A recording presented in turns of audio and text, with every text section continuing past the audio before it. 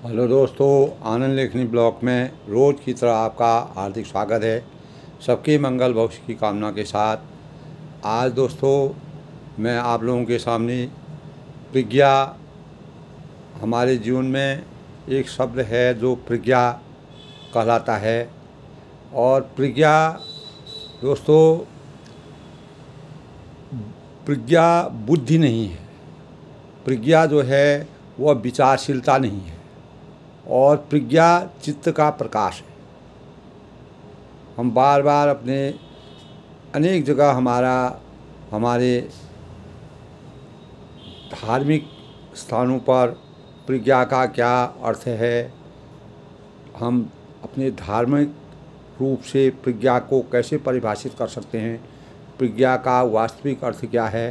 दोस्तों, प्रज्ञा जो है वह बुद्धि का परिष्कृत और विकसित तथा संस्कृत रूप को उसे अध्ययन और अभ्यास, निरीक्षण आदि के द्वारा प्राप्त होती है, जिससे मानव मात्र में किसी विषय या वस्तु के वास्तविक रूप को सहज में समझ लेने का भाव पैदा होता है। अगर हम शाब्दिक रूप से इसका विचार करें दोस्तों, प्रज्ञा सत्य और असत्य की पहचान करने तथा समस्याओं के हल करने की मन की क्षमता, दक्षता है। प्रज्ञा का मतलब है दोस्तों राशि। दूसरा, नाम, बुद्धि, प्रतिभा, ज्ञान, मति, समझ और अक्ल, ये सब प्रज्ञा के पर्याय हैं। अगर हम प्रज्ञा शब्द को अगर ध्यान से देखें, उसको समझें, तो ये इसी का दूसरा स्वरूप है। बुद्धि है, हमारी प्रतिभा है, हमारा जो ज्ञान है, हमारी जो मति है, हमारी जो समझ है, जो हमारी अक्ल है। इसी प्रकार दोस्तों बौद्ध धर्म में भी प्रज्ञा को बुद्धि की बुद्धिमत्ता या समझ के रूप में समझा जाता है। हमारी क्या समझ है, हमारे बुद्धि की क्या बुद्धिमत्ता है, उसके रूप में हमारे जीवन में दोस्तों प्रज्ञा, जैसे कि मैंने आपको बताया कि प्रज्ञा विचारशीलता नहीं है, प्रज्ञा चित्त का प्रकाश नहीं है।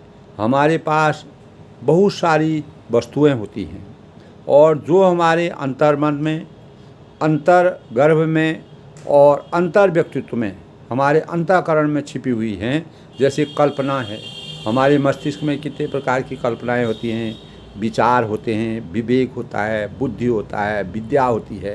तो इससे हम प्रज्ञा की कल्पना करते हैं। अनेक प्रकार के भाव हमारे मस्तिष्क में बार बार आते रहते हैं। हमारी जो बुद्धि होती है दोस्तों, उसका विश्लेषण करती है और छानबीन करती है, उसका निरीक्षण करती है, उसके बारे में गहरा अध्ययन करती है।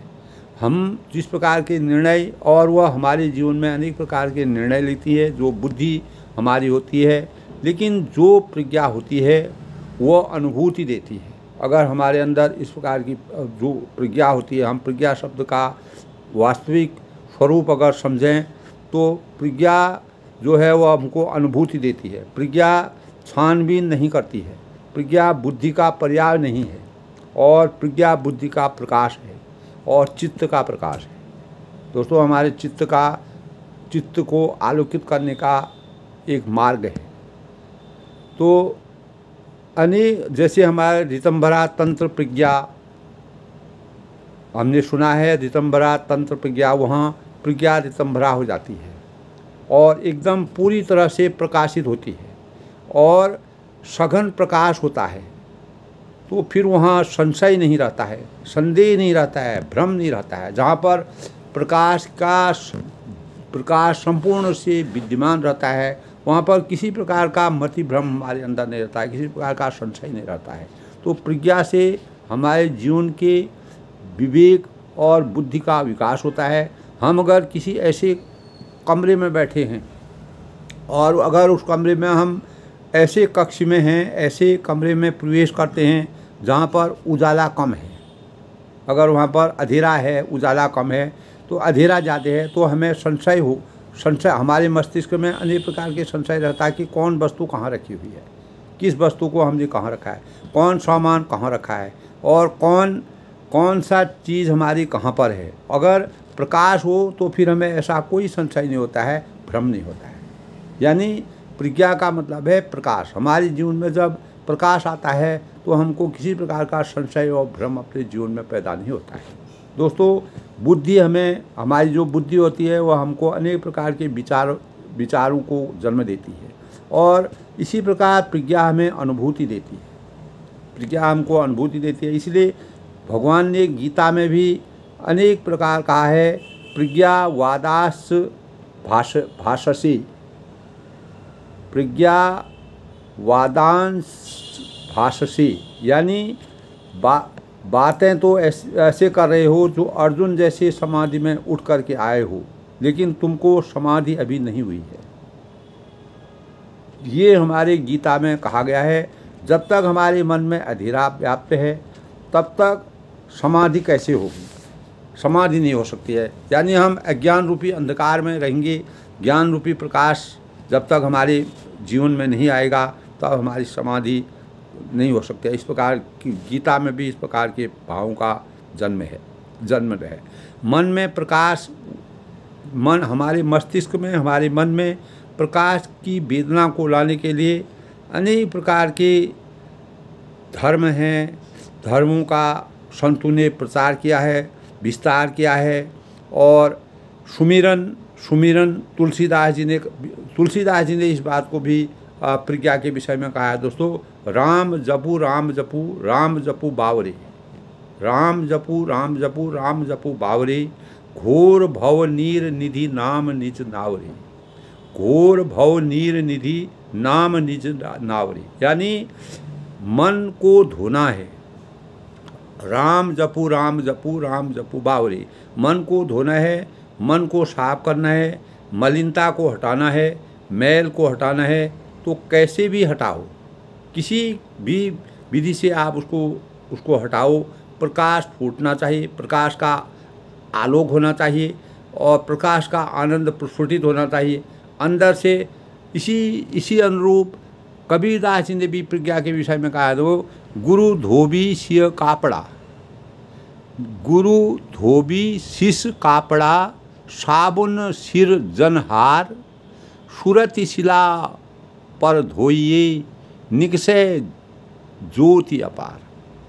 गुरु धोबी शिष कापड़ा, साबुन सिर जनहार, सुरति शिला पर धोइए, निकसे ज्योति अपार। यानी कहते हैं कि गुरु धोबी हैं और शिष्य कपड़ा है।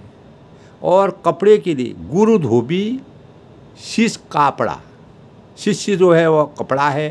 साबुन सिर जनहार, और साबुन कपड़े, और कपड़े के लिए साबुन चाहिए, कपड़ा धोने के लिए साबुन चाहिए। ऐसे ही कपड़ा पटक कर धोने से मैल थोड़े ही छूटेगा। साबुन सिर जनहार को वह परमात्मा सिरजनहार ही साबुन है। देखिए कितनी सुंदर रचना की है।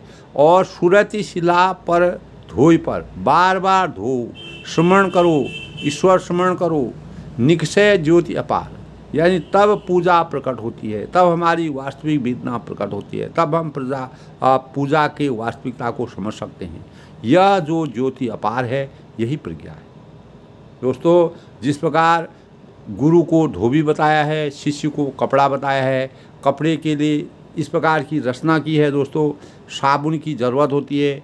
ऐसे यूँ ही कपड़ा अगर हम पटक कर धोने से मैल थोड़े ही मैल नहीं छूटेगा जब तक हम उसमें साबुन नहीं गए। साबुन सिरजनहार, वह परमात्मा सिरजनहार ही साबुन है। वह साबुन परमात्मा के स्वरूप अपना कार्य करता है।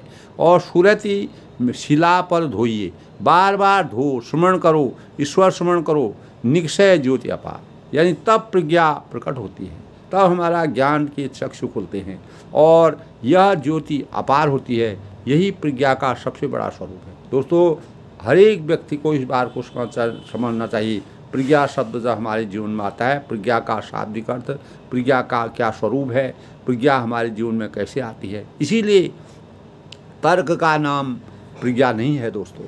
हम किसी प्रकार का तर्क करते हैं वह प्रज्ञा नहीं कहलाती है। विचार का नाम प्रज्ञा नहीं है, विश्लेषण का नाम प्रज्ञा नहीं है, प्रकाश का नाम प्रज्ञा है। जो प्रकाश हमारे जीवन में आता है, जो अज्ञान रूपी अंधकार से ज्ञान रूपी प्रकाश आता है, वही हमारे जीवन में प्रज्ञा का कार्य करता है।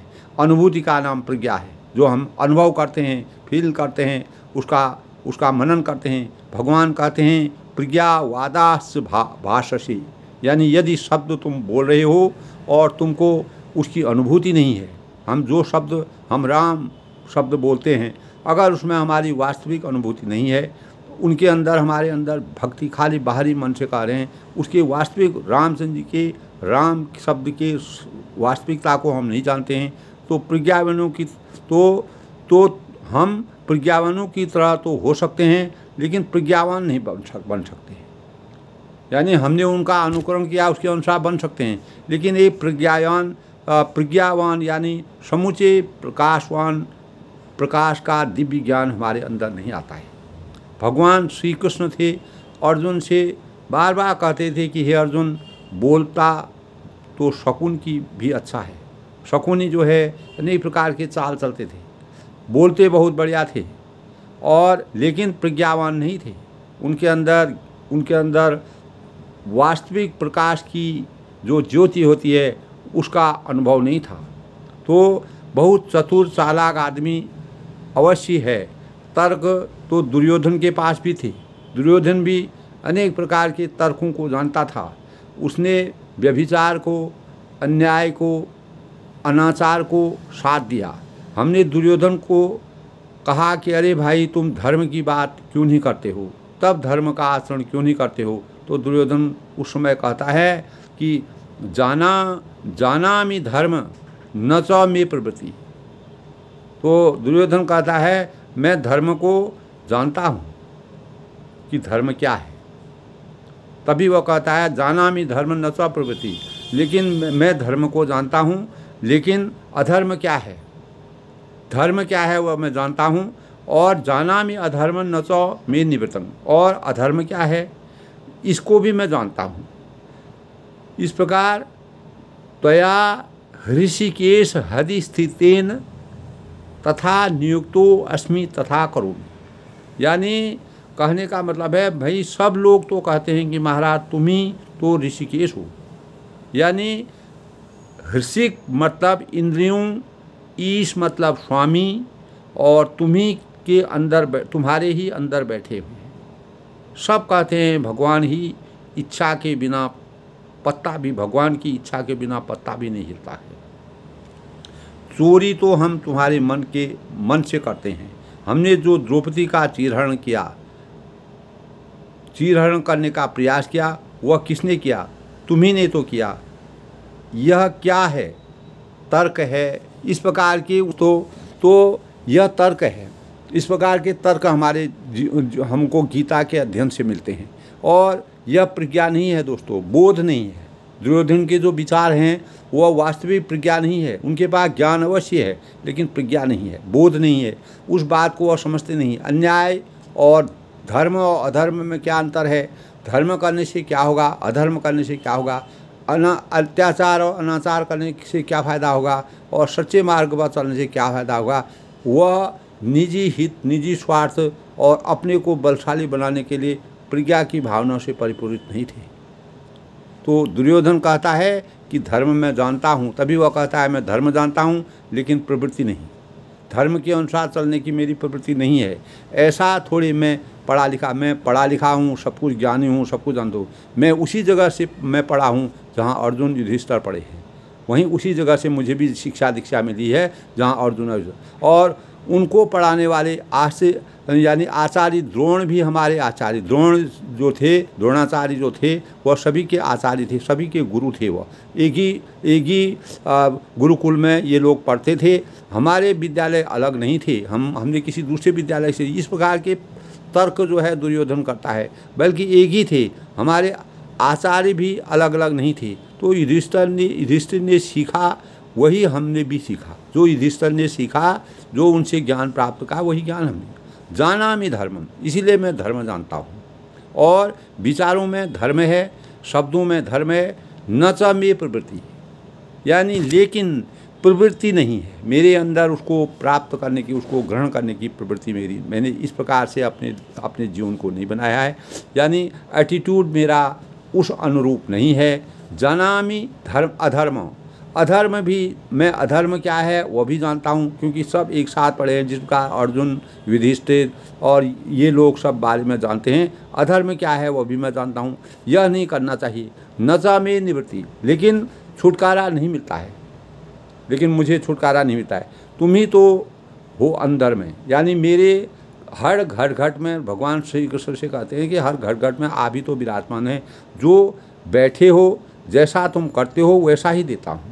यानी आप मेरी मति को जिस प्रकार से भगवान ने दोस्तों सृष्टि की रचना के लिए इस प्रकार का किया कि अच्छाई और बुराई के अंतर को समझाने के लिए, इस सृष्टि के निर्माण करने के लिए इस प्रकार के व्यक्तित्व का कर्तव्यों का निर्वहन किया, जिससे हम अच्छाई और बुराई हमारे समाज में व्याप्त हुई, और उसी से हमको उसी अनुसार भगवान ने उस प्रकार की सृष्टि में उस प्रकार के पात्रों को जन्म दिया। रावण को भी भगवान ने उनकी मति हर गई, और मति हरने से उसे अनाचार किया। तो प्रज्ञा के अभाव, उनके अंदर भगवान ने प्रज्ञा की शक्ति का विद्वान यानी प्रकाश, उनका जीवन वास्तविक रूप से प्रज्ञा से निहित नहीं था। तो तब वह कहते हैं इसमें मेरी क्या गलती है, जो सब कुछ आप दिखाते हैं, अच्छा बुरा जो है, जिसको भगवान ने सृष्टि में जो कर्तव्य निर्धारित किया है वह कर्तव्य उसको करना है, यह नितांत के, तब वह तर्क है, प्रज्ञा नहीं है।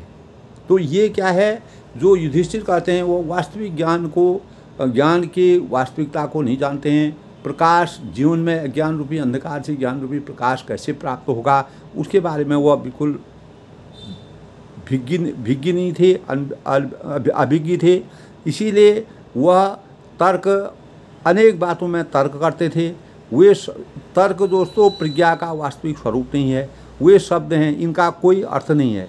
ये हैं, यानी ये शब्द जो है इसमें अनुभूति, किसी प्रकार की अनुभूति नहीं है।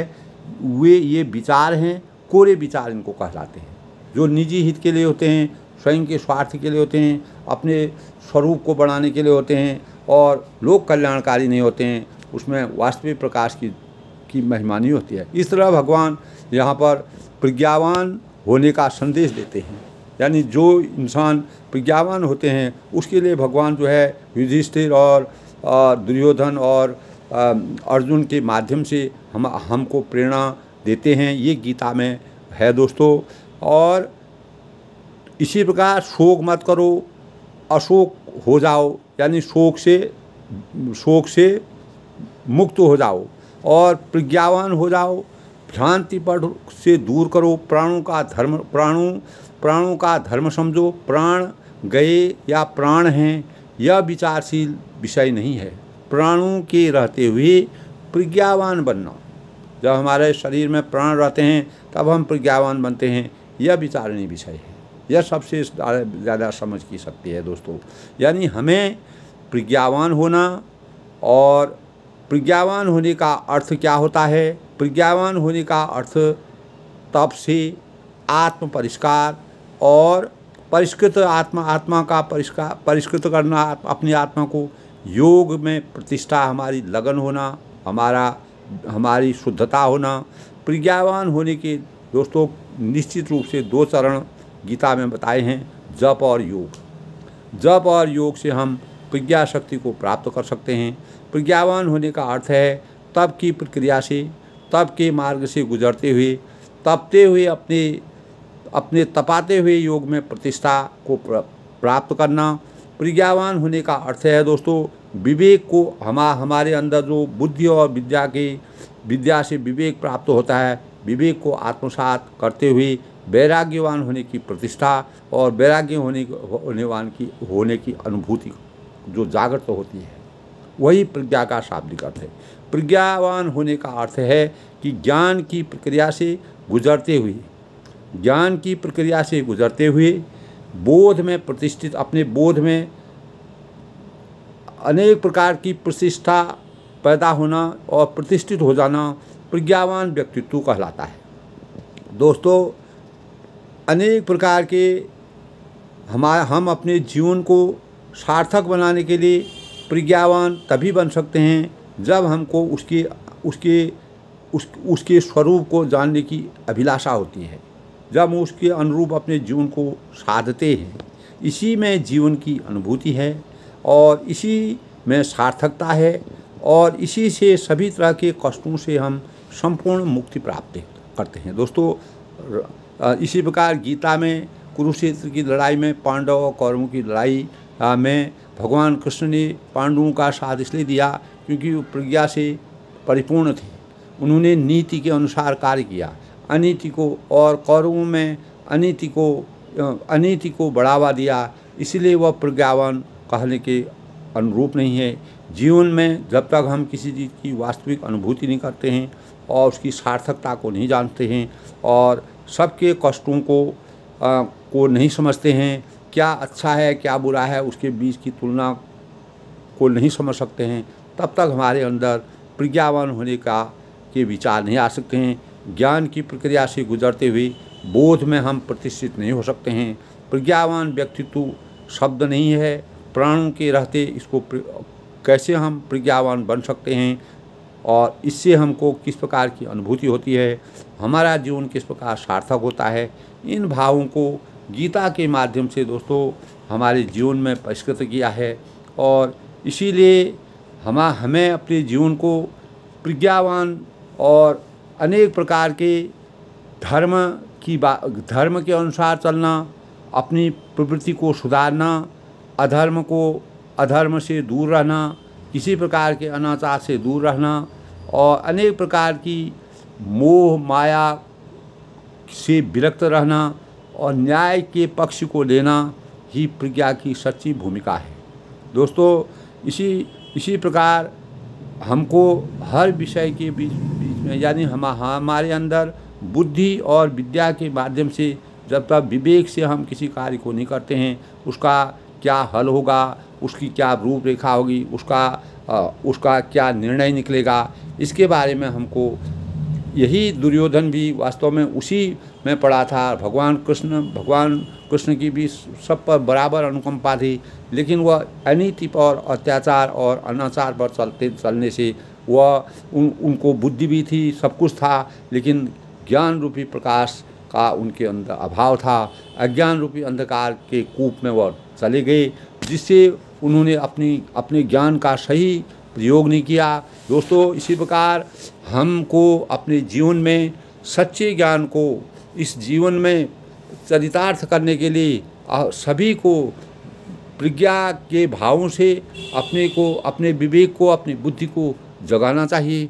और आज दोस्तों मैंने अपने भावों से, अपने विचारों से प्रज्ञा के वास्तविक अर्थ को और प्रज्ञा हमारे जीवन में किस प्रकार का, जैसे मैंने आपको बोला दोस्तों कि प्रज्ञा जो है वह प्रज्ञा बुद्धि नहीं है और प्रज्ञा विचारशीलता नहीं है। प्रज्ञा जो है वह चित्त का प्रकाश है। जब तक हम अपने चित्त को नहीं जगाएंगे और हमारे पास बहुत सारी चीज़ें हैं जो हमारे अंतर्मन में है, हमारे अंतर्गर्भ में है, हमारे व्यक्तित्व में छिपी हुई हैं, और जैसे कल्पना है, विचार है, विवेक है, बुद्धि है, इन्हीं भावों को हमको अपने अंदर जगाना चाहिए। इसी से हम अपने जीवन को सार्थक बना सकते हैं। इसी से हम स्वयं का, अपने परिवार का, अपने समाज का, अपने राष्ट्र का और विश्व में अपने प्रज्ञा के ज्ञान से, अपने बुद्धि विवेक और चित्त की लगन से अपना और लोक कल्याणकारी कार्य कर सकते हैं। इसी प्रकार भगवान कृष्ण ने द्वापर युग में जन्म लेकर के कुरुक्षेत्र की लड़ाई में पांडव और कौरवों के बीच में जो युद्ध हुआ था, उसमें प्रज्ञा की भावना से, जिसने अपने चित्त से काम किया, विवेक से काम किया, अज्ञान रूपी अंधकार से ज्ञान रूपी प्रकाश की तरफ आने की कोशिश की, उन्हीं को साथ दिया और उन्हीं की विजय प्राप्त की। दोस्तों, आज के ब्लॉग में अपनी वाणी को विराम देते हुए सबके मंगल भविष्य की कामना करता हूँ। बड़ों को मेरा नमस्कार है, छोटों को मेरा आशीर्वाद है। दोस्तों, इसी प्रकार हमारे जीवन में हम अपनी बुद्धि विवेक विद्या का सही चयन करें, अन्याय और अत्याचार से दूर रहें, ज्ञान रूपी प्रकाश का सृजन करें, अज्ञान रूपी अंधकार को अपने जीवन से हमेशा के लिए मिटाएं। तभी हम अपने देश को, स्वयं को और अपने देश को अच्छे मार्ग पर ले जा सकते हैं और अपने भावी नागरिकों को प्रेरणा का स्रोत बना सकते हैं। उनको इस प्रकार के विचारों से अभिहित करके उनको परिष्कृत कर सकते हैं, उनके मस्तिष्क में सच्चा ज्ञान प्राप्त कर सकते हैं, उनको अच्छी दिशा का अनुसरण करा सकते हैं। इन्हीं भावों से मैं सबके मंगल भविष्य की कामना करता हूँ। सबको मेरा नमस्कार, सबको आशीर्वाद।